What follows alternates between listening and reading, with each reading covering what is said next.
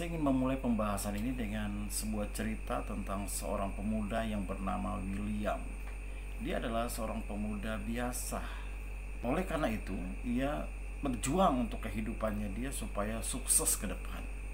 Walaupun dia seorang Kristen, dia rajin ke gereja, namun gereja bukan satu tempat yang menyenangkan sesungguhnya bagi dia, tetapi sesuatu hal yang dimana ia melakukannya sebagai bentuk sebuah rutinitas yang ia lakukan seperti yang lainnya juga, supaya ia tidak ketinggalan untuk hadir dalam setiap minggunya ke gereja.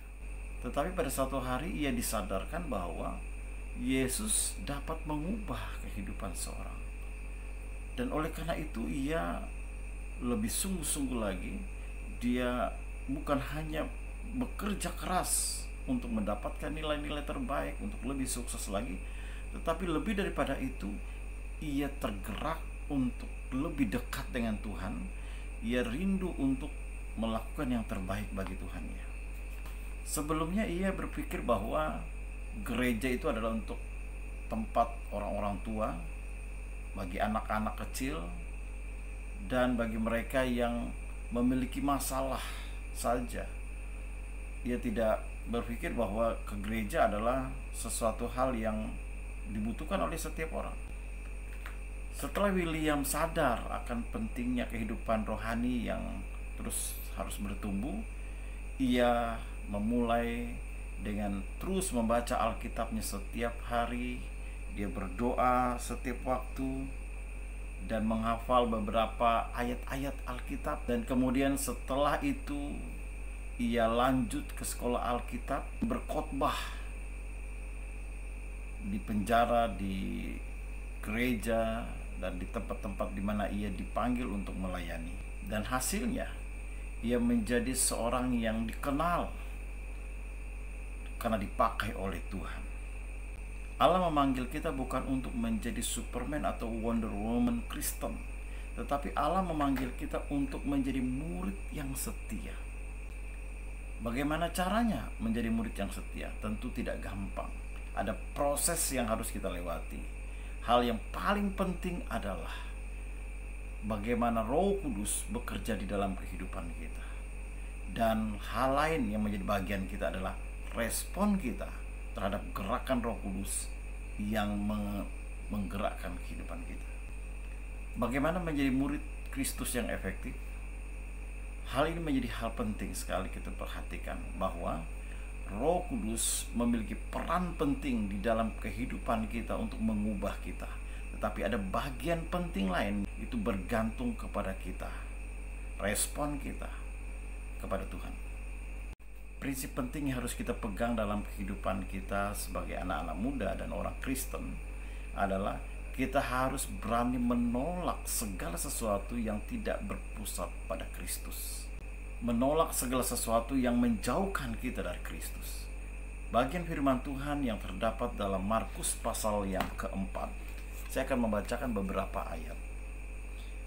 Pada satu kali Yesus mulai mengajar di tepi danau, maka datanglah orang banyak yang sangat besar jumlahnya mengurumuni dia, sehingga ia naik ke sebuah perahu yang sedang berlabuh lalu duduk di situ.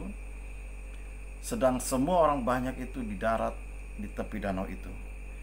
Dan ia mengajarkan banyak hal dalam perumpamaan kepada mereka. Dalam ajarannya itu ia berkata kepada mereka, dengarlah, adalah seorang penabur keluar untuk menabur. Pada waktu ia menabur, sebagian benih itu jatuh di pinggir jalan. Lalu datanglah burung memakannya sampai habis. Sebagian jatuh di tanah yang berbatu-batu yang tidak banyak tanahnya. Lalu benih itu pun segera tumbuh karena tanahnya tipis. Tetapi sesudah matahari terbit, layulah ia dan menjadi kering karena tidak berakar. Sebagian lagi jatuh di tanah semak duri.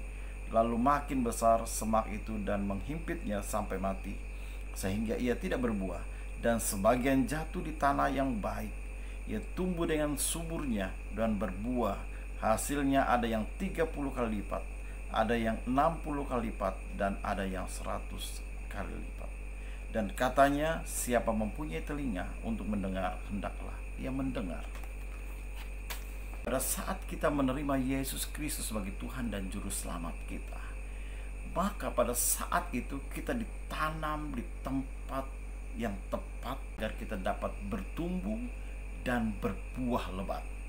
Nah, bagaimana caranya agar kita dapat bertumbuh dan berbuah lebat dan menghasilkan banyak buah? Rekan-rekan muda yang dikasihi oleh Tuhan Yesus Kristus, kalau kita memperhatikan petani dalam proses bagaimana ia mengolah lahannya, ia harus menyiangi, harus menyingkirkan rumput-rumput yang menghalangi pertumbuhan tanaman yang ia tanam. Ia harus membersihkan ilalang-ilalang. Ia harus menyiapkan tempat itu dengan baik agar tumbuhan yang ditanam, tanaman yang ditanam itu dapat tumbuh dengan subur dan kemudian menghasilkan buah yang banyak. Demikian juga dengan kehidupan kita. Ilalang yang saya ibaratkan sebagai dosa itu harus disingkirkan, harus disiangi, karena dosa dapat menghimpit benih-benih firman Tuhan, kehidupan yang baik itu, sehingga pada akhirnya himpitan itu akan membuat kebenaran dan benih yang baik itu akhirnya mati. Apa maksud saya dengan kalimat benih-benih yang baik itu mati? Yang dimaksud di sini adalah di mana pikiran kita yang awalnya tertuju kepada Kristus akhirnya teralihkan kepada dunia ini. Itulah yang disebut dengan kehidupan kita dihimpit oleh dunia ini. Dosa menjadi penghalang begitu besar sekali. Pada saat Adam dan Hawa berada di Taman Eden, mereka jatuh ke dalam dosa. Firman Tuhan kepada mereka dari dalam kitab Kejadian pasal 3 ayat 17 dan 18 berkata demikian. Terkutuklah tanah karena engkau. Dengan bersusah payah engkau akan mencari rezekimu dari tanah seumur hidupmu. Semak duri dan rumput duri yang akan dihasilkan bagimu.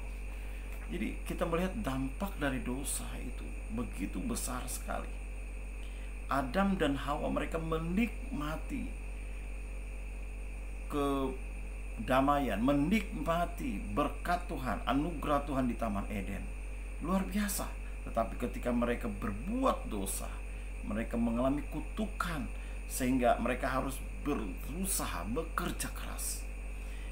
Kita saat ini dalam menjalani kehidupan kita, kalau kita ingin berhasil, kita ingin sukses, maka kita harus bekerja keras. Tetapi jangan lupa untuk menyerahkan segala rencana kita ke dalam tangan kuasa Tuhan. Prinsip ini penting bagi kita. Bukan besarnya petarung yang membuat berhasil, tetapi jiwa petarung di dalam diri seorang itulah yang membuat seorang berhasil. Sebagai kesimpulan pembahasan kita pada kesempatan ini, petarung seperti apakah kamu dalam menghadapi dosa-dosa dalam kehidupan? Apakah kamu mau mengizinkan Roh Kudus menyiangi dosa-dosa atau hal-hal yang tidak menyenangkan hati Tuhan dalam hidupmu? Apakah kamu mau Allah melatih dirimu untuk menjadi petarung yang hebat? Semua hal bergantung pada dirimu, sebab engkau akan menjadi seperti apa itu bergantung kepada keputusanmu. Tetapi ingat, Roh Kudus selalu rindu untuk membuat engkau menjadi petarung yang hebat.